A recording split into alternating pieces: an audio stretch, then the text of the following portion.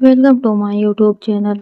वो उसके लिए अपने दिल में पनप रहे जज्बातों को झुठला नहीं पा रहा था। वो उससे किस करना चाहता था। वो भी तब तक जब तक कि उसका मन नहीं भरता। वो अभी उसे अपनी बाहों में भरना चाहता था। उसके पूरे चेहरे को प्यार से चूम लेना चाहता था और ना जाने क्या क्या करना चाहता था। उसे पता है कि ये सब गलत है। वो छोटे इस तरह से उसके साथ पेश आना उसे सहज महसूस करा सकता है, पर वो क्या करे। उसका दिल बागी हो गया था। रघु ने अपनी आंखें भींच ली और चेहरे पर हाथ फेरते हुए खुद से कहा, ये क्या हो रहा है मेरे साथ?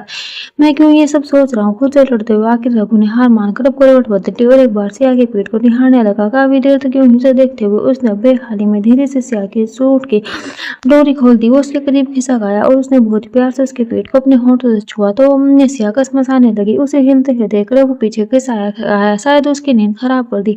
मैं सोचा उसने सिया को ठीक से चादर में लिपट दिया और फिर खुद उससे दूर हो मैं उठकर बैठ गया था। उसे पता था अगर वो उसके करीब वो सो गया तो ना जाने क्या हो जाएगा। दूरी बनाकर भी अब सिया को देख रहा था। वो जब उसकी आंखें सिया को छोड़ कहीं और नहीं देख पा रही तो अब वे खड़ा होकर उसने अपना सिर पकड़ते हुए कहा, मैं पागल हो जाऊंगा। सिया उसके दिल और दिमाग दोनों पर हावी हो रही थी। उसने सिया से दूर रहने की बहुत कोशिश की, उसके फोन को पिक नहीं किया, पर फिर भी उसे भुला नहीं पा रहा था। रघु ने परेशान हो खुद से कहा, मैं क्या कर रहा हूँ? अपने प्यार को धोखा दे रहा हूँ। प्यार प्रीति से क्या था? तुम इस लड़की को कैसे सोच सकता हूँ? मुझे अच्छा लगा ये जानकर कि मैंने प्रीति की सच्चाई इसे बतानी चाहिए, पर ये सो गई। ये सब गलत हो रहा है। इसे प्रीति के बारे में बताना चाहता हूँ पर नहीं बता पा रहा। शादी नहीं करना चाहता मगर इसे दूर भी नहीं रह चाह रहा। आखिर मैं करना क्या चाहता हूँ? क्या इसकी खूबसूरती को देख मेरी नीयत खराब हो गई है? रघुट नहीं, मैं उलझा हुआ न जाने कितने सिगरेट पीकर फेंक चुका था कि उसे कोई होश नहीं था। मन की बेचैनी बढ़ती जा रही थी। तो वे एक बार फिर सीरा के पास आ गया और वे एक बार उसके चेहरे की तरफ जाकर उसके पास ही बैठ गया। कुछ देर तक सिया के चेहरे को निहारते हुए उसके होठों पर मुस्कुराहट आ गई और उसने सिया के गाल को छोड़ कहा, अभी सोते हुए ऐसी लग रही हो जैसे तुमसे प्यारा और कोई नहीं, मगर जागते ही फिर से बिल्ली बन जाओगी। कहते हुए रघु कहीं वहीं जमीन पर ही सिया को देखते हुए लेट गया। उसने एक बार फिर से देखने लगा। इस तरह से उसे निहारने में उसे एक अलग ही सुकून मिल रहा था। उसका मासूम चेहरा उसके दिल में हो रही हलचल को शांत कर रहा था। सुबह के समय सिया की आँख खुली तो उसे अपने सीने पर भार महसूस हुआ। आगे मसल उसने इधर उधर देखा तो वह गुस्से में लाल हो गई। रघु का हाथ उसके भार पर था जिसे सिया ने गुस्से में दूर हटाते हुए कहा, यह आदमी सच में छिछोरा है। घूम फिर के उसका हाथ यहाँ आकर रुकता है। सिया उठकर बैठ गई। अभी अंधेरा छटा नहीं था। अपने कपड़े ठीक कर उसने एक नजर रघु को देखा तो वह हैरान थी। रघु बिना किसी बिस्तर के ही ऐसे ही जमीन पर सोया हुआ था। सिया ने उसे देखते हुए खुद से कहा, ये ऐसे क्यों? अंधेरा छटने को था इसलिए सिया ने अब रघु को जगाते हुए कहा, उठो सुबह हो गई, उठो, तुमने थोड़ी देर में सब जाग जाएंगे। ये कहकर सिया ने रघु को एक बार झंझोड़ कर जगह तो लोगों की आंख भी खुल गई। वो झटके से उठा पर उसकी गर्दन में अकड़न आने की वजह से उसने अपनी गर्दन पर पीछे हाथ रख दिया। तो उसे देखते हुए पूछा, क्या हुआ? सिया ने धीरे से कहा, सुबह हो गई। रघु ने सिया की बात सुन चिढ़ते हुए कहा, मुझे भी दिख रहा है तो जाओ। सिया की बात सुन रघु ने अपना सिर हिलाना चाहा पर गर्दन में दर्द की वजह से उसके मुंह से आ निकल गई। सिया ने उसे देख पूछा कि इसने कहा था ऐसे नीचे सोने को गर्दन में अकड़न आ गई है? रुको, इतना कहकर सिया ने अपने घुटनों के बल नीचे रघु के थोड़ा और नजदीक आ गई। उसने गर्दन पर से रघु का हाथ हटा उसके चेहरे उसी गर्दन को भी बस अपने अंगुली से छुआ ही था कि रघु की नींद पूरी तरह से खुल गई। सिया ने अपने मुलायम हाथों से रघु की नेक और शोल्डर पर मसाज करते हुए कहा, अब ठीक है। रघु को सिया का सुन छूना बहुत अच्छा लग रहा था इसलिए उसने धीरे से कहा, नहीं थोड़ा और करो। तो सिया ने कुछ देर तक उसे मसाज देने के बाद उससे कहा, अब बस जाओ, सब उठ गए होंगे। रघु ने सिया से दूर हटने पर अपनी गर्दन को आगे पीछे लेफ्ट राइट कर घुमाया और फिर अचानक उसने अपने पास से उठ रही सिया का हाथ पकड़कर उसे अपनी गोद में खींच लिया। सिया चिल्लाई, ये क्या? पर उसकी आवाज अब गले में ही दब रहेगा क्योंकि रघु ने सिया के होठों पर किस कर लिया था। सिया की आंखें हैरानी से बड़ी हो गई थी। रघु उसने अब सिया के होठों को छोड़ धीरे से अपना चेहरा उसके चेहरे को दूर कर सिया को छोड़ा तो वह होश में आई और जल्दी से रघु की गोद में उठ गुस्से से बोली, तुम्हें मुझे पता था कि तुम यही सब अवगाड़ने आए थे। तुम सच में बहुत गंदे हो। ये कहकर अब वो सीढ़ियों से नीचे भाग गई। नहीं, रघु अपनी गर्दन हाथ से सहलाते हुए हंसने लगा। उसने अंगड़ाई लेते हुए कहा, वाह क्या सुबह हुई है। आज रघु और सिया की हल्दी और मेहंदी थी, पर उससे पहले दिन में सिया के पापा ने तिलक की रस्म पूरी की जिसमें सिया के भाई जोगेंद्र ने रघु का तिलक किया था। अब शाम को मेहंदी और फिर रात में तेल बांध की रस्म होनी थी। दोनों तरफ जोरों शोरों से फंक्शन की तैयारी हो रही थी। शाम के समय रघु ने मेहंदी के नाम पर बस सिया का नाम अपने हाथों में लिखवा लिया था। वहीं सिया के घर पर सिया के मामा जी की बेटी दिव्या से सिया को मेहंदी लगा रही थी। दिव्यांश ने सिया से पूछा, सिया जीजा का नाम तो बता। सिया उसकी बात सुन चुप रही। उसने तो शायद ही कभी रघु को उसके नाम से बुलाया होगा और अब कैसे उसका नाम ले सकती थी। सिया के लाल होते गालों को देख छबिनी ने दिव्यांश से कहा, रघु नाम से जीजा जी का सिया ने चमेली की बात सुन चलती से कहा, नहीं ये पूरा नाम नहीं है। सिया को देख कर सब दोनों हंसने लगी। चमेली ने सिया को छेड़ते हुए कहा, चलती बयान से तू पूरा नाम राघवेंद्र ही लग ले और इसे छुपा कर लिखना कि वो हमारे जीजू की पूरी रात ढूंढने में ही निकल जाए। सिया ने चमेली को हंसते हुए घूरते हुए कहा, हंस ले, मेरी भी बारी आएगी। कुछ देर बाद सिया को भी मेहंदी लग चुकी थी। सिया के एग्जाम की वजह से शादी के सभी फंक्शन 2 दिन में ही होना तय हुए थे, तो अब रात के समय हल्दी की रस्म होना थी। सिया का घर दुल्हन की तरह सजा हुआ था और तो ढोलक बजाकर संग मंगी मंगल गीत गा रही थी, नाच रही थी। कल से आज रिश्तेदारों की भीड़ ज्यादा जमा हो गई थी। सिया की मम्मी बहुत खुश थी। उन्हें रघु पहली नजर में भाग आया था। रघु बोलचाल में तो अच्छा था ही, साथ में उसकी साथ कदकाठी भी अच्छी थी। वो सुंदर था, उसके जैसा गबरू जवान शायद उनके खानदान में हो। गुरु के साथ रहकर कमाने भी लगा था। सिया के लिए उनकी चिंता खत्म हो गई थी। वहीं सिया का भाई भी अपने किए पर पछता रहा था कि उसने अपनी बीवी की बातों में आकर अपनी बहन के साथ बहुत बुरा व्यवहार किया था, तो वह अभी चुपचाप अपना फर्ज निभा रहा था। इधर गुरु के घर में रात के समय अब हल्दी और महिला संगीत के लिए पीछे गार्डन में थे। काजल दीदी के रघु के पास बैठे उससे पूछा, और बता, सुबह सुबह चोरी छिपे घर में क्यों घुसकर आया था? कि सिया से मिलने आ गया था? रघु उनकी बातें सुनकर हड़बड़ा गया और उसने चिढ़ते हुए कहा, क्या दीदी, मैं क्यों जाऊंगा उससे मिलने, जब उसे आना मेरे पास ही है। और क्या आपने चौकीदारी का काम संभाल लिया है? आपको कोई और काम नहीं है? तो काजल दीदी ने हाथ सामने कर मना करते हुए कहा, ना। इधर घर के अंदर अनवी येलो कलर की साड़ी पहनकर तैयार हो गई थी और धवनी के बाहर आने का इंतजार कर रही थी। निकी तभी अचानक से किसी ने उसे पीछे से अपनी बाहों में भर लिया। अनवी मुस्कुरा दी। वे कोई और नहीं गुरु था। गुरु ने अनवी के गाल को चूमते हुए कहा, आज क्या मुझे मारने का इरादा है? किसने कहा था तुम्हें इतना सजने संवरने को? अनवी ने गुरु की बात सुनकर कहा, क्यों? मेरे देवर की शादी में अब मैं सजना संवरना भी ना करूं। गुरु ने उसे अपने तरफ घुमाते हुए कहा, सही बात है भाई, पर तुम्हें मैं ऐसे बाहर नहीं जाने दूंगा। किसी की नजर लग गई तो कहीं मेरी ही नजर ना लगे। एक एक गुरु ने अनवी का हाथ पकड़ लिया और उसे अपने रूम में वापस लेकर आया। गुरु ने अनवी का हाथ रखा, काजल उठाकर अपनी घुंघनी में लेकर उसके कान के पीछे लगाते हुए कहा, अब ठीक है। नहीं, एक सेकंड रुको। गुरु ने अब झुककर अनवी की साड़ी का पल्लू उसे एक तरफ खिसकाकर उसके पेट पर भी काला टीका लगाकर कहा, मेरी गुड़िया को भी इस काले टीके की जरूरत है। अनवी गुरु की बात सुनकर हंसी, तो गुरु ने सीधे खड़े होकर कहा, हंस क्या रही हो? मैं सच कह रहा हूँ, देखना कैसे सब तुम्हें और मेरे बच्चे को देखेंगे, तभी तो कहता हूँ कि तुम ज्यादा मत सजा करो। अनवी ने गुरु की बात सुन हंसते हुए कहा, आप भी ना कुछ भी बोलते हैं। अनवी हंस रही थी कि तभी अचानक उसके मुंह से एक कार निकल गई। उसने अपने पेट को पकड़ लिया। वहीं अनवी के पेट पर हाथ रख पर खड़ा हुआ गुरु भी चिल्लाया, अनवी, इसने लात मारी। गुरु की बात सुन अनवी ने हमें अपना सिर हिलाते हुए कहा, हाँ, आज पहली बार इतनी तेज किया है। हमने इसने गुरु अनवी की बात सुन खुशी से पागल हो गया और अपने घुटने पर बैठ उसने अनवी के पेट पर अपने कान लगा कर कहा, अनवी, इसने तो अंदर खेल कूद शुरू कर दिया। अनवी ने गुरु के खिले चेहरे को देखकर मुस्कुराकर गुरु के बालों को सहलाते हुए कहा, गुरु ने खुश होकर अनवी के पेट को चूम लिया और जल्दी से खड़ा होकर अनवी को अपनी बाहों में भर प्यार से उसके पूरे चेहरे को चूमने के बाद उसके होठों को अपने होठों से छूकर कहा, थैंक यू मेरी जान, मेरी जिंदगी में इतनी खुशियां लाने के लिए। मैंने कभी सपने में भी नहीं सोचा था कि कभी अपने बच्चे को अपने हाथों में लूंगा।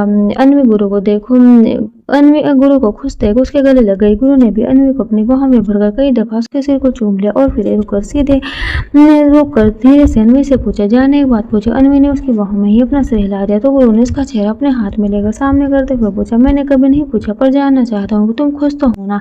कुछ ही दिनों में हम 2 से 3 हो जाएंगे। तुम इस बच्चे को लेकर खुश तो होना? अनवी ने गुरु के चेहरे को अपने हाथों में लेते हुए कहा, आप खुश है? गुरु ने किसी छोटे बच्चे की तरह अपना सिर हिलाते हुए कहा, हाँ बहुत। अनवी ने गुरु के चिन्ह को चूम कर कहा, तो बस मैं भी बहुत खुश हूँ। मेरे लिए आप हर खुशी से बढ़कर है। इतना कहकर अनवी एक बार फिर गुरु के गले लगी तो गुरु ने उसके कान को चूम लिया और उसे प्यार से अपनी बाहों में भरकर आंखें बंद की थी कि तभी बबीता दीदी ने उन दोनों को अपनी आवाज दे होश में लाया। गुरु ने अनवी का हाथ पकड़ते हुए, लो, मैं तो भूल ही गया, चलो सब हमारा वेट कर रहे होंगे। अनवी ने शर्माकर अपना सिर हिला दिया तो गुरु ने जाते जाते भी उसके गाल पर जोर से किस कर लिया और फिर उसका हाथ पकड़कर उसे रूम से बाहर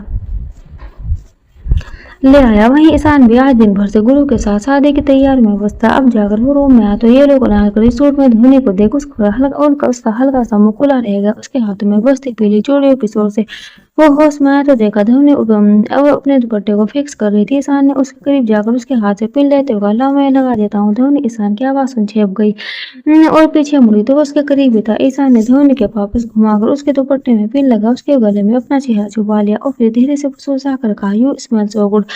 धवनी ईशान की सांसों को अपने गले पर महसूस कर सिहर गई। उसने अपना दुपट्टा अपनी मुट्ठी में भींचते हुए धीरे से कहा, "कहाँ थे आप? अब दिन में भी नहीं दिख रहे थे।" ईशान ने धवनी को अपनी तरफ घुमाकर उसकी कमर पकड़ अपने करीब खींचते हुए कहा, "कुछ काम से गुरु के साथ गया था तो क्या क्यों तुम्हें कि मेरी क्या मेरी याद आ रही थी?" धवनी ने उसकी बात सुन जल्दी से अपना सिर हिलाते हुए कहा, "नहीं, मैं तो बस।" धवनी अपनी बात को कहते हुए ही चुप हो गई क्योंकि किसान उसे मुस्कुराते हुए देख रहा था। धवनी ने अब उसकी नजरों से बचने के लिए अपना मुंह फेर झिझकते हुए पूछा, "आपने बताया नहीं, मैं कैसी लग रही हूँ?" ईशान ने धवनी की बात सुन उसकी बिल्कुल करीब और कान में फुसफुसाते हुए कहा, "ब्यूटीफुल।"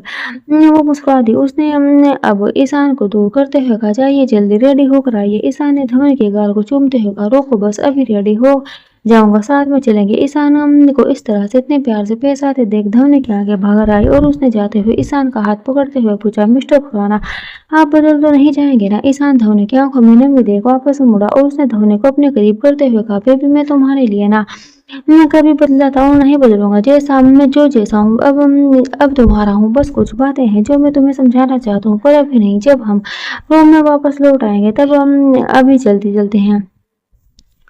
नीचे हल्दी का फंक्शन शुरू होने वाला है।" धवनी ने ईशान की बात सुन हाँ में सिर हिलाया तो ईशान एक बार फिर उसके गाल पर किसकर बाथरूम में चला गया। कुछ देर बाद सभी नीचे गार्डन में आ चुके थे। रघु को हल्दी लगना शुरू हो गए थे। रघु ने भी इस समय येलो कलर का कुर्ता और व्हाइट पाजामा पहन रखा था। हल्दी के साथ ही महिला संगीत शुरू हो गया पर ढोलक की वजह से वह ढोलक की जगह अब डीजे वाले ने ले ली थी। सबसे पहले डांस सिल्वी दीदी ने अपने हस्बैंड के साथ किया, उसके बाद काजल दीदी ने ईशान को के साथ डांस करने के लिए खड़ा कर दिया तो ईशान ने भी खुश हो धवनी का हाथ पकड़कर उसे अपने साथ डांस के लिए ले गया। रघु ईशान को खुश देखकर पास बैठे रघु गुरु से बोला, "आज तो ये रुकने वाला नहीं है।" गुरु ने रघु के गाल पर एक बार फिर हल्दी लगाते हुए कहा, "तो तेरा कलेजा क्यों जल रहा है? सिया को ले आऊंगा, 2-4 घूम के तू भी मार लेना।" उसके साथ रघु ने गुरु की बात सुनी, उसे आंखें दिखाते हुए कहा, "क्या तू भी मुझे वैसे भी कोई मतलब नहीं। इस शादी से तुम लोग मेरी जबरदस्ती झंड कर रहे हो। खासकर ये बबीता दीदी ने मुझे बुरा फंसाया। मेरा और उस बिल्ली का क्या मेल? मैंने अपने लिए लड़के ढूंढने को कहा था, बच्ची ढूंढने को नहीं।" रघु की बात सुन हंस दिया और फिर उसने रघु के मुझे लेते हुए कहा, "अच्छा, शादी से मतलब नहीं तो रोक दे क्या?" शादी रघु ने गुरु की बात सुन और घबराकर उसे देखते हुए कहा, "क्या आप कैसे?" गुरु ने रघु के कंधे पकड़ कर कहा, अरे तू कह कर तो देख।" रघु के चेहरे पर हवाएं उड़ गई। उसने जोश में कह तो जरूर दिया था पर सच तो यह था कि वह खुद क्या चाहता था उसे अभी तक पता नहीं था। खुश होना चाहता था पर ये सोच दुखी हो जाता कि जब वह प्रीति से प्यार करता है तो सिया क्यों उसके मन में बस गई है। वह कैसे प्रीति की जगह किसी और को दे सकता है। गुरु उसकी हालत देख हंसने लगा था कि ईशान गुरु को अपने साथ डांस के लिए खींच कर ले गया। थोड़ी देर बाद आई जी ने रघु को भी अपने साथ डांस करने के लिए खींच लिया। सभी डांस कर रहे थे, खुशी से झूम रहे थे। बस अन्वित बबीता दीदी के साथ बैठी रही उन सबको देख रही थी। तभी काजल दीदी और सिमी दीदी ने हल्दी के पानी से भरा एक बर्तन ताऊ जी के साथ डांस कर रहे रघु पर उड़ेल दिया। और इतना ही नहीं, काजल दीदी के पति आशीष जी ने तो हल्दी ले रघु के गालों पर रगड़ते हुए रघु से कहा, "भाई शादी मुबारक, तुम्हें तुम्हारी जिंदगी बर्बादी मुबारक।" उसकी बात सुन काजल दीदी ने उन पर हल्दी फेंकते हुए कहा, "क्या कहा फिर बर्बादी?" तो जीजाजी ने अपनी आंखें भींच कर अपना सिर हिलाते हुए कहा, "अरे नहीं, मैं तो।" काजल दीदी ने उन्हें चुप करवाते हुए कहा, "चुप करिए आप, आपको तो बाद में देखती हूँ।" उसकी बात सुनकर सब हंसने लगे। तभी इधर भीड़ में खड़े थे उन्हीं को पीछे से पकड़ ईशान ने उसके गालों पर हल्दी लगा दी। ये देख सब मुस्कुराने लगे तो धवनी शर्मा गई। तभी अनु ने धवनी को आवाज देते हुए कहा, "धवनी, शर्माने से काम नहीं चलेगा। ईशान भाई को ऐसे सूखे सूखे मत छोड़ना।" धवनी ने अन्वी की बात सुन हंसते हुए अपना सिर हिला दिया था कि तभी पीछे से गुरु ने अन्वी के गालों पर हल्दी मलते हुए कहा, "सही कहा, तो कोई सूखा शाखा नहीं बचना चाहिए।" अन्वी का गुरु की इस हरकत पर मुंह खुला रह गया था। वहीं पास बैठी बबीता दीदी अन्वी को देख हंसने लगी। अन्वी ने मुंह बनाते हुए कहा, "क्या दीदी?" पर बबीता दीदी हंसते हुए वहां से उठकर चली गई। अन्वी ने मुड़कर गुरु को अपना गुस्सा करना चाहा पर उसे खुद पर झोंका देकर शर्मा गई और उसने इधर उधर देखा अब गुरु को अपने पास खींच अपने गाल को उसके गाल पर हल्दी लगा दी। गुरु उसके साथ करने पर उसे खुशी से देखने लगा था कि तभी काजल दीदी, सिमी दीदी, किसान और रघु और दोनों उन दोनों को देख एक साथ चिल्लाई और दोनों सबकी आवाज़ सुन वो दोनों सबकी आवाज़ सुन झप गई। मैं फोटोग्राफर ने भी रघु के कहने पर उन दोनों की प्यारी सी फोटो खींच ली। गुरु उन सबको अपने पास देख हंस दिया और उसने अपना चेहरा अन्वी के गले में छुपा लिया। सबने अब जल्दी से सबने अब हल्दी के फोटो खिंचवाए और चौधरी निवास में अलग ही खुशी का माहौल था। वहीं गुरु के घर से थोड़ी दूर सिया के घर पर भी सब कुछ ठीक चल रहा था। सिया के पापा और मम्मी ने अपनी सुविधा अनुसार सब कुछ किया था। सिया की हल्दी के बाद जब वे अपने कमरे में आई थी कि तभी छिबिली ने उसे फोन पकड़ाते हुए कहा, जीजा जी का फोन। सिया ने हैरान हो उसे फोन ले लिया। रघु ने उसे फोन किया। वे थोड़ी हैरानी की बात थी कि वह कहाँ से फोन करता था और फिर कल पूरी रात और सुबह भी उसके साथ ही थे। तो अब उसे क्या कहें, क्या बात करनी थी। रात में अकेले मत सोना और डोर अंदर से लॉक करके ही सोना। उस साले का कोई भरोसा नहीं है। बस आज रात की ही तो बात है, फिर तो तुम मेरे पास होगी। रघु की बात सुनकर सिया का दिल शोर मचाने लगा। सच था, बस आज की ही रात है तो है। इसके बाद वे अपना घर छोड़कर रघु के पास चली जाएगी। तुम सुन रही हो ना? उधर से रघु की आवाज़ सुन सिया होश में आई और उसने जल्दी से कहा, हाँ सब सुना मैंने। तो रघु ने कहा, ठीक है तो सो जाओ। सिया ने हाँ में सिर हिलाकर फोन काटा तो छिबिली ने हैरान होते हुए, बस हो गई तुम दोनों की बातें। सिया ने हाँ में सिर हिलाया तो छिबिली ने कहा, गजब मन ने तो लगा था तुम दोनों प्यार मोहब्बत भरी बातें करोगे। सिया ने छिबिली के सिर पर मारते हुए कहा, तू तो रहने दे, फालतू बातें करवा लो थारे से। जैसा कह रही थी वैसा कुछ न किया उन्होंने। अब तूने मुझे फालतू बातें सिखाई तो देखना। दिव्या से उन दोनों की बातें सुनकर बोली, कुछ फालतू न बताया उसने तो ये तन्ने परसों रात समझ आएगा इतना न कहकर। अब दोनों सिया पर हंसने लगी तो सिया अपनी आंखें बंद कर लेट गई। शादी जिस दिन के लिए हर लड़की के दिल में अरमान होते हैं, ऐसा कुछ उसके साथ नहीं था। वे बस इस बात से बेफिक्र थी कि उसके जीजा से पीछा छूट गया। रघु के लिए वे क्या महसूस करती है इसकी उसे भी जरा भी समझ नहीं थी। उसे बस चिंता थी किस बात की। रघु उसे आगे पढ़ने से ना रोके, उसे तो पढ़ लेकर कुछ बनना था। अपने मम्मी पापा का नाम रोशन करना था, खासकर अपने पापा के लिए उसे कुछ करना था सबके खिलाफ। जहाँ उन्होंने उसे शहर भेज उसके भाई से भी अच्छे स्कूल में एडमिशन दिलाया था, उसके भाई पर भी इतना पैसा नहीं लुटाया जितने उसकी पढ़ाई के ऊपर लुटाया दिया। तो अब शादी के बाद क्या सिया जाग रही थी कि तभी उसकी मम्मी उसके कमरे में कुछ लेने के लिए आई और उन्होंने उसे देखते हुए कहा, सोई क्यों ना सो जा, कल सांस लेने का टाइम भी ना मिलेगा। तो सिया ने उठकर बैठते हुए कहा, बस सोने ही जा रही थी, आपको कुछ चाहिए था? उसकी मम्मी ने एक चादर निकालते हुए कहा, हाँ बस वो लेने आई थी। उन्हें देखो हल्का सा मुस्कुरा दी। 2 दिन से वे अपनी मम्मी को इधर से उधर भागते हुए देख रही थी। कभी वे काम तो कभी वो काम। अब उनकी उम्र हो रही थी पर उन पर अब ज्यादा काम नहीं होता था। पर उसकी शादी के चक्कर में अपना कोई होश ही नहीं था। न जाने उसके जाने के बाद उसकी भाभी कैसे उनके साथ पेश आएगी। कल ही तो उसे पता चला था कि कभी कभी उनका बीपी भी बढ़ जाता है, ऐसे में उसका ख्याल रखेगी या नहीं। ये सब सोच सिया की आंखें भर आई और वो जल्दी से उठकर पीछे से उनके गले लग गई। सिया को रोते देख उसकी मम्मी उनके हाथों से चादर छूटकर नीचे गिर गई और उन्होंने मुड़कर सिया को देखा तो सिया उनके गले लग रो पड़ी। उन्होंने सिया के सिर पर हाथ रखते हुए पूछा, अरे छोरी क्या हुआ? पता तो उन्हें भी था कि वह क्यों रो रही है, पर फिर भी बोली। मगर सिया के मुंह से शब्द नहीं निकले तो उसे अपने सीने से लगा रोते देख वो भी रो पड़ी और उसे अपने गले से चिपका लिया। वहीं पास बैठी छबीली की भी आंखें नम हो गई। दोनों को रोते देख छबीली उन्हें उठकर सिया को उसकी मम्मी से दूर कर अपने गले लगा चुप करवाया। सिया की भी मम्मी अपनी आंखों में आंसू लिए कमरे से बाहर निकल गई। वो अब सिया को इस तरह और नहीं देख सकेगी। वहीं चौधरी निवास में अभी भी जोरों शोरों से गाने बज रहे थे। लास्ट में अब ढोल बजाए तो एक बार फिर सब मस्त होकर नाचने लगे। ईशान अपनी माँ के साथ डांस कर रहा था कि उसकी नजर आर्यन पर पड़ी तो उसने चुपचाप बैठे आर्यन को भी अपने साथ डांस के लिए खींच लिया। पर गुरु अब अनवी को छोड़कर कहीं नहीं गया और उसके पास ही खड़े होकर सभी को डांस करते देखने लगा। तभी कुछ दूर खड़े आशीष जीजा ने गुरु को अपने हाथों से कुछ इशारा किया तो गुरु ने हंसते हुए कहा, ऊपर छत पर पास खड़ी अनवी ने उसकी बात सुनकर पूछा, क्या? तो गुरु ने उसे कंधे से पकड़कर अपने करीब खींचते हुए कहा, कुछ नहीं, आओ खाना खा लो। अनवी ने मना करते हुए कहा, नहीं मैंने खा लिया। गुरु ने अनवी की बात सुनकर उससे कहा, अच्छा तो कुछ मीठा ही खा लो।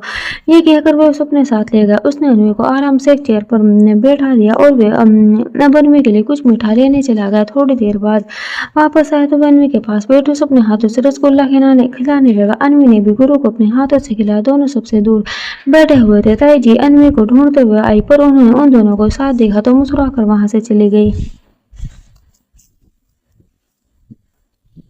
गुरु ने बड़ी मई से कहा, तुम अब आराम कर लो, ये सब तो रात भर चलता रहेगा। अनवी ने उसकी बात सुनकर हाँ कहा और उठकर खड़ी हुई थी कि लड़खड़ा गई। इधर गुरु वो उठकर उसके लिए पानी ले रहा था पर अनवी को गिरते देख हड़बड़ा गया और उसने सर छोड़ तुरंत उसे संभाल लिया। गुरु ने उसे अपनी बाहों में लिया, उस पर नाराज होते हुए कहा, अकेले कहाँ चलती, मैं चल रहा हूँ ना साथ में। पर वह कुछ नहीं बोली, घबरा गई थी। अन्वी के चेहरे के भाव देख गुरु ने उसे अपने गले से लगा लिया। वह भी डर गया था। इतनी मुश्किलों के बाद उनके जीवन के में खुशियों के फूल खिले हैं। ये सब उन दोनों से बेहतर कौन ही जानता है। वो इन्हें मुरझाने नहीं दे सकता। वो उसे ऐसे ही अपने सीने से लगाए हुए था। अन्वी ने धीरे से गुरु के गले लगते हुए कहा, मुझसे खड़ा नहीं हुआ नहीं जा रहा, बैठना है। गुरु ने उसकी बात सुनकर उसे वापस बैठा तो गुरु का ध्यान अन्वी के पैरों पर गया। उसने उसकी फिक्र करते हुए पूछा, ये तुम्हारे पैरों को क्या हुआ? ये इतने सूजे हुए क्यों हैं? अन्वी ने अपने पैरों को देखते हुए कहा, हाँ स्वेलिंग हो रही है। गुरु ने जल्दी से कहा, क्यों? तो अन्वी ने अपने पेट पर हाथ रखते हुए कहा, ताई जी से पूछा था मैंने, तो उन्होंने कहा हो जाती है। दिन में मालिश भी की थी। मासी जी ने फिर से स्वेलिंग बढ़ गई। गुरु ने अन्वी को खड़ा करते हुए कहा, चलो अब रूम में रेस्ट करो तुम। अन्वी कुछ कहती उससे पहले गुरु ने एक झटके में अपनी गोद में उठा लिया। अन्वी ने उसकी सरकत पर मुंह खोल हैरानी से कहा, क्या कर रहे हैं, कोई देख लेगा? गुरु ने उसे देखा आगे बढ़ते हुए कहा, हाँ तो देखने दो। अन्वी अपनी बीवी को गोद में उठाया, किसी दूसरे को नहीं। इतना कहकर वे अब घर के अंदर जाने लगा तो रास्ते में मिले लोग उन दोनों को देख मुस्कुराकर कानाफूसी करने लगे। ये देख अन्वी ने अपना चेहरा उसके सीने में छुपा लिया। उसे शर्म आ रही थी। वहीं गुरु वो बेफिक्र होकर उसे रूम में ले आया। उसने आराम से अन्वी को बेड पर लिटा दिया और फिर उसकी साड़ी निकालकर साइड में रख दी। तो अन्वी ने धीरे से पूछा, मुझे नाइटी ये निकाल कर दे दे। गुरु ने ब्लाउज और पेटीकोट में लेटी हुई अन्वी को देख मुस्कुराते हुए कहा, क्या तुम भी मुझसे अब क्या शर्माना, सब देखा है मैंने। अन्वी गुरु की बात सुना शर्म से लाल हो गई और उसने पास रखी साड़ी को अपना चेहरा ढक लिया। पर गुरु ने साड़ी हटा बारी बारी से अन्वी के गहने निकालकर साइड में रखते हुए कहा, अब तुम्हें अच्छा लगेगा। अन्वी ने हमें से हिलाया था कि तभी गुरु ने उससे पूछा, मालिश करने वाला तेल खाए? अन्वी ने हैरान हो उससे पूछा, क्यों? तो गुरु ने कहा, अरे बताओ ना। अन्वी ने उसे मिरर के पास इशारा किया तो गुरु ऑनियन की बोतल उठाकर ले आया और अन्वी के पैरों के पास बैठ गया। उसने अन्वी के पैरों को छुआ तो अन्वी ने उसे रोकते हुए कहा, अरे आप क्यों अरे आप क्यों, तुम सो जाओ चुपचाप। गुरु ने ये कहकर अब ऑयल अपने हाथों में ले अन्वी के पैरों की मसाज करनी शुरू कर दी और अन्वी अपने पतिदेव को देख मुस्कुरा दी। गुरु की नजर उस पर पड़ी तो उसने मुंह फेर लिया। गुरु का उसके पैरों को छूना उसको अच्छा तो नहीं लग रहा था, पर उसके मसाज करने पर उसे बहुत ही आराम मिल रहा था। थोड़ी देर में अन्वी सो गई तो गुरु अपने फोन के बार बार वाइब्रेट होने से परेशान होकर उठ गया। उसने अन्वी के सिर को चूम लिया और बाहर निकलकर फोन कॉल पिक करते हुए कहा, साले आ रहा हूँ, कितना फोन करोगे? गुरु ने कॉल एंड कर अब अपने रूम से बाहर मिलने से भी लोग और जल्दी छत पर चला गया, जहाँ पर रघु ईशान और उसके दोनों जीजा बढ़िया अपने दारू पार्टी में मस्त थे। गुरु ने रघु के पास बैठते हुए कहा, साले तो आज तो रुक जाता, तू दूल्हा है। रघु ने अपना पैक खत्म करते हुए कहा, तो साले ये तो कल भी पता चलेगा। क्यों जीजा जी? रघु ने ये कहकर आशी जीजा की तरफ आंख मारी तो वह हंसने लगे। तभी सिम्मी दीदी के हस्बैंड अनिल जी ने कहा,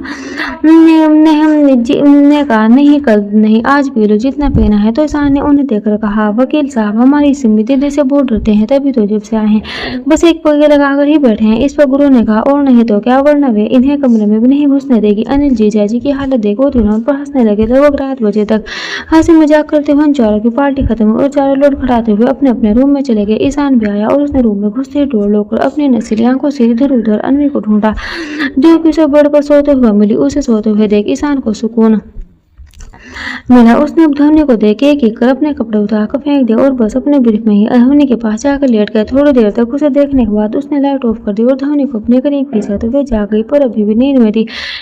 तो उसने आंखें बंद की हुई उसके गले लगकर उससे पूछा, आप आ गई, कब से वेट कर रही थी मैं आपका। ईशान अभी धवनी को देख रहा था। उसने उसके चेहरे पर आए बालों को उसके कान के पीछे कर एक बार फिर उसका चेहरा अपने हाथों में लेकर मधुसे में कहा, बेबी। धवनी ने नींद में कहा, हम। ईशान उसे लेकर पलट गया और उसके पेट को बेड से सटा उसके ऊपर आते हुए बोला, मैं तुम्हें कुछ बताना चाहता हूँ। वही धवनी अब एक झटके में ईशान के नीचे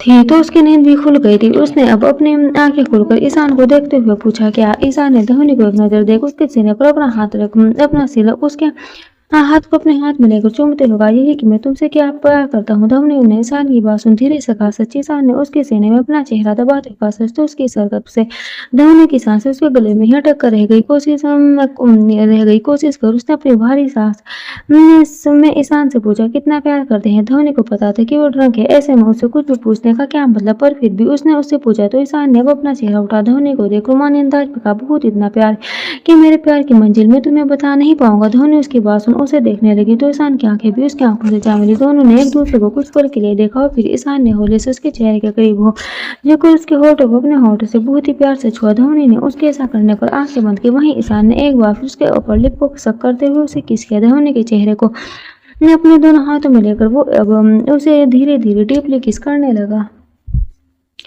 तो कुछ देर बाद हमने ने भी उसे अपने बाहों में पड़ लिया, वो भी अब उसका साथ देने लगी। वो दोनों और दोनों ही एक दूसरे को किस करने लगे। काफी देर तक किस करने के बाद ईशान ने अब उसके होठों को छोड़ उसके गले को चूमना शुरू किया था, पर फिर वही रुक गया और धवनी से अलग अपनी जगह पर जाकर लेट गया। धवनी उसके अचानक ऐसा करने पर हैरान थी। उसने अपने धड़कते दिल को काबू कर उसे एक नजर देखते हुए पूछा, क्या हुआ? ईशान ने उसका हाथ दूर झटकते हुए कहा, दूर रहो मुझसे, मैं तुमसे प्यार नहीं करूंगा, वरना तुम मुझे फिर छोड़कर चली जाओगी। धवनी उसकी बात सुनकर चुप रही। कुछ देर तक चुप रहने के बाद वो उसके करीब आई और उसने उसके सीने पर अपना सिर रख उसके चेहरे को अपने हाथों में लेकर कहा, मैं कहीं नहीं जाऊंगी। ईशान ने अपने चेहरे पर से उसका हाथ दूर करते हुए कहा, हाँ नहीं, तुम चली जाओगी, झूठ मत बोलो, मुझे मेरी गलती की सजा देना चाहती हो ना तुम? ईशान की बात सुन धवनी ने मना करते हुए कहा, नहीं, हाँ पर ये सच है, उस रात में आपको आपकी गलती का एहसास दिलवाना चाहते थे, बहुत नाराज थे आपसे, आपने बंदूक की नोक पर मुझसे शादी की चाहते तो ठीक से मना सकते थे मुझे पर आपने ऐसा कुछ नहीं किया। पर अब सब बदल गया है, मैं आपसे दूर नहीं जाना चाहती। धोनी की बातें सुन ईशान ने अपने भले गले से कहा, झूठ मत बोलो, शायद मेरे नसीब में खुश होना लिखा ही नहीं। पता है मेरे डैड ने मेरे मॉम के प्यार की कदर नहीं की और अब तुम मेरे प्यार की कदर नहीं कर रही। उस रात में तुम्हारा बदला रूप देख पहले ही समझ गया था कि तुम कुछ तो सोच रही हो। उस रात तुमने भले दिखावा किया था, पर मैंने सच में तुम पर अपना प्यार लुटाया था। मुझे तुम्हारे जिस्म की भूख नहीं है, कुछ है तुम में जो मैं किसी और में नहीं देख सकता। बेकरार रहता हूँ तुम्हारे बगैर। सच कहूँ तो तुम्हें छोड़ने के बाद कोशिश की थी तुम्हारे एहसास को भूलने की, कुछ लड़कियों के पास भी गया, पर तुम्हारे जाने के बाद उनका छोड़ना भी बर्दाश्त नहीं कर पाया और उल्टे पाव वापस लौट आया। अब तुम मुझे फिर पुले बॉय कहोगी तो बता दो, मैंने तुम्हारे बाद किसी को नहीं छोड़ा। धोनी ने ईशान की बात उसे घूरते हुए कहा, आपने मेरा एहसास मिटाने की कोशिश क्यों की? इस पर ईशान ने कहा, क्योंकि तुम्हारा ख्याल तक अपने मन में लाने की मेरी औकात नहीं थी। यही वजह थी कि मैं हर वक्त तुमसे चिढ़ता था, तुमसे बदतमीजी से बात करता था कि तुम मुझसे नफरत करो, पर हमारे बीच फिर भी वे सब हुआ। मैं खुद को रोक नहीं पाया। ईशान ने धोनी के गाल को सहलाते हुए कहा, तुम्हें नहीं पता कितना बुरा वक्त देखा है मैंने, और ये सच है कि अगर आज मुझ पर पैसा नहीं होता तो मैं कभी भी तुम्हें अपना नहीं बनाता। पैसे के बगैर प्यार का कोई मोल नहीं। धोनी ने ईशान की बात सुन उसके होठों पर अपनी उंगली रखते हुए कहा, चुप यही गलत है। आप एक बार आप मुझसे बस इतना तो कहते हैं, धोनी मैं तुमसे बहुत प्यार करता हूँ। तुम कहोगे तो मैं बुरे रास्ते को भी तुम्हारे लिए छोड़ दूंगा, बस तो फिर मुझे आपके साथ गली में भी रहना मंजूर होता। पर आपने तो खुद को अकेले ही सारे फैसले कर लिए। धोनी ने ईशान की गाल को अपनी उंगलियों से सहलाते हुए कहा, आपको गलतफहमी है कि सच्चा साथी या सच्चा प्रेम पैसे के बगैर नहीं मिलता। ईशान होने की बात वो से खामोश हो गया था। क्या कहे अब वो, उसे तो कुछ समझ ही नहीं आ रहा था। इधर अनवी अपने पैरों के पास लेटे गुरु से परेशान हो गई और थक हार कर वो लेट गई। नशे में चूर गुरु बार बार उसके पैरों को चूमते हुए मसाज कर रहा था। आज उसने कुछ ज्यादा ही ड्रिंक हुई थी। अनवी ने एक बार फिर गुस्से में गुरु से कहा, आप अपनी जगह पर वापस आ रहे हैं कि नहीं? गुरु ने मना करते हुए कहा, नो जान, मैं तुम्हारे पैरों की मसाज कर रहा हूँ, देखना अब तुम्हें दर्द नहीं होगा। अनवी ने अपना सिर पकड़ लिया। वो चुप हो गई, पर कुछ देर बाद उसे कुछ सूझा और उसने जल्दी से अपना फोन उठा गुरु की वीडियो बनाते हुए कहा, सुबह आपको ये वीडियो दिखाऊंगी, तब पता चलेगा आपको कि नशे में कैसे पागल हो जाते हैं हम। गुरु ने अनवी की बात सुन उसे देखा तो उसके हाथ से फोन छीनते हुए कहा, बेबी फोन ज्यादा चलाने से तुम्हें डार्क सर्कल पड़ जाएंगे। अनवी ने अपना फोन वापस छीन गुरु को अपने पास लेटाते कहा, सो जाइए और चिल्लाइए मत, सब सो रहे हैं। गुरु ने अनवी की बात सुन उससे कहा, मैं छोड़, मेरे गुड़िया पे भी सो गई। ये कहते हुए गुरु ने अनवी के पेट को पकड़ लिया तो अनवी ने गुरु पर गुस्सा करते हुए कहा, देवी ख्यात मुझे नींद आ रही है। गुरु ने अनवी को भड़कते देख उसे रुकते हुए कहा, तुम मुझ पर चिल्ला रही हो। अनवी गुरु की मासूमियत पर अब हंसती। कुछ देर तक शांत रहने के बाद उसने अपने हाथ फैला गुरु को अपने बाहों में आने को कहा तो वे उसकी बात मानकर उसके गले लग गया। अनवी उसके साथ बेड पर खिसकते खिसकते लेट गए और उसने गुरु को अपने सीने से लगाकर कहा, आप बहुत बुरे हैं। गुरु ने अपना चेहरा उठाकर उससे पूछा, क्यों, क्या हुआ? क्या मैं तुम्हें बहुत परेशान करता हूँ? तुम गुस्सा हो गई, मुझसे बोलो, अच्छा ठीक है, नाराज मत होना, लो मैं सो गया। इतना किया गुरु उसके गले लग गया और उसने एक साथ अनवी के पेट पर रख दिया। अनवी उसकी बातों से हंसती तो उसके हंसने की आवाज सुन अब गुरु भी मुस्कुरा दिया। अनवी ने एक बार फिर अपना फोन उठा उसके साथ अपने एक फोटो लेते हुए कहा, अच्छा फिर से स्माइल कीजिए। गुरु ने अपना चेहरा उठाया, स्माइल करते हुए कैमरे की तरफ देखा। अनवी ने उन दोनों की फोटो ले ली कि तभी गुरु ने अब अनवी का हाथ पकड़ उसके होठों पर अपने होठ रख एक और पिक लेते हुए कहा, फोटो ऐसे क्लिक किए जाते हैं जाना। गुरु ने फोन साइड कर अनवी को अपने बाहों में भरकर उसके गाल को अपने होठों से छू कर सक किया तो अन्वी हंसने लगी। उसने गुरु के बालों को सहलाते हुए कहा, सो जाओ चुपचाप, आज न प्यार व्यार। गुरु ने उसके होठों पर प्यार से चूमते हुए कहा, प्लीज जान, बस इत्तू सा। अन्वी ने उसे अपने गले लगा लाइट बंद करते हुए कहा, नहीं इत्तू सा भी नहीं।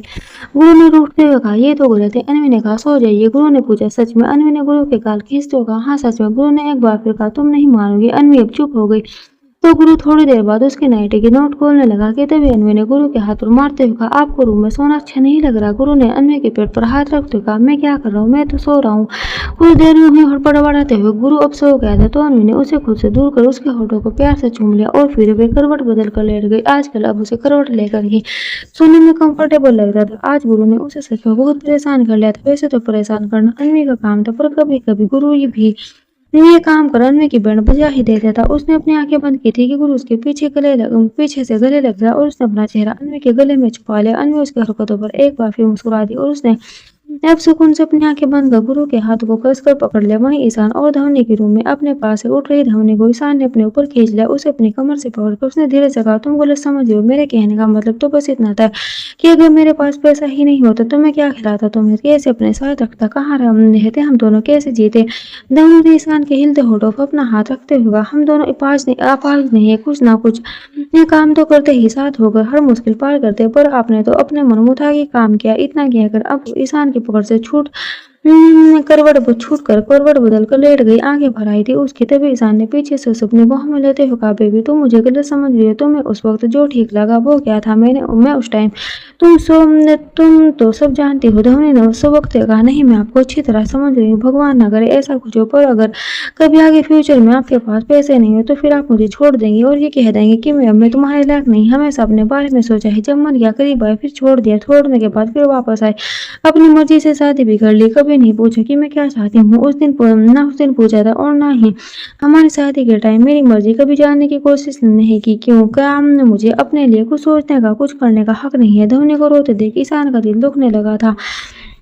उसने उसके बालों को सहलाते हुए धीरे से कहा, तुम सच कह रही हो, मैं बहुत सेल्फिश हूँ। हमेशा अपने बारे में सोचा, बहुत सताया हूँ तुम्हें। पर बेबी मैं तुम्हें सताना नहीं चाहता, अब तुम्हें प्यार करना चाहता हूँ। तुम्हें हमेशा खुश रखना चाहता हूँ। वादा करता हूँ चाहे जैसे भी हालात रहे, अब हम दोनों हमेशा साथ रहेंगे, कभी जुदा नहीं होंगे। ईशान ने धवनी को अपनी तरफ पलट कर उसके आंसू से वाले पलकों को चूमते हुए, मुझे माफ कर दो, बहुत बड़ी गलती हुई है मुझसे, पर मैं आगे कोई गलती नहीं दोहराना चाहता। अपनी आंखें बंद किए हुए धवनी ने ईशान के सिर को पकड़कर अपने सिर से जोड़ते हुए कहा, मुझे बस आपसे प्यार है मिस्टर खुराना, मैं भी एक थक चुकी हूँ, मुझे बस आपका साथ चाहिए और कुछ नहीं। ईशान ने अपना सिर हिलाते हुए धवनी के सिर को चूमते हुए कहा, अब हम हमेशा साथ रहेंगे हमेशा। धवनी ने ईशान की बात सुनकर रोते हुए उसे अपने गले से लगा लिया और फिर से सख्त हुए कहा, अच्छे से सोच ले, अब दूर जाने नहीं दूंगा। ईशान ने धोनी को अपनी बाहों में भरकर उसके होठों को चूमकर कहा, जाना भी किसे है। धोनी उसकी बातों से अब बेसुध होकर उसकी बाहों में पिघलने लगी थी। ईशान ने उसके होठों पर लगी लिपस्टिक को पूरी तरह से अपने होठों से किस करते हुए मिटा दिया था। आंखों पर लगा काजल भी फैल चुका था। ईशान ने उसके ऊपर लेटे हुए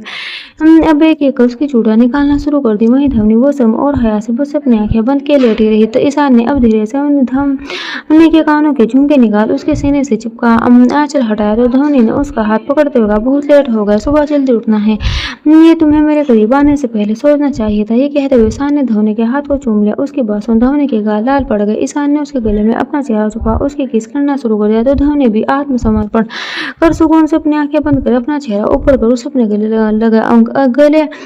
पर मनमानी करने का अच्छा मौका ने दिया। कुछ देर तक उसके गले को चूमने के बाद ईशान ने धवनी को पेट के बल लिटाकर उसके सूट की चेन खोल उसकी पीठ की सॉफ्ट स्किन को अपने हाथों में सहलाकर अपने होठों से छुआ तो धवनी ने आहें भरते हुए बेडशीट को अपनी मुट्ठी में भींच ली। धवनी के कंधे से सूट खिसकाकर अब वे उसके बालों को एक तरफ करते हुए कंधे से लेकर उसके गले को चूमने लगा। ईशान ने जल्दी बेसब्र होकर उसके बीच कपड़ों का पर्दा हटा धवनी को अपनी बाहों में भरकर उसे छुआ तो धवनी का दिल जोरों से धड़कने लगा। एक बार फिर दोनों के होठ मिले सांसों में सांसें घुलने लगी। पैशनेट किस के बाद ईशान ने गहरी सांस लेते हुए धवनी के होठों को छोड़ फुसफुसाते हुए, I love you so much baby, thanks for watching, bye bye.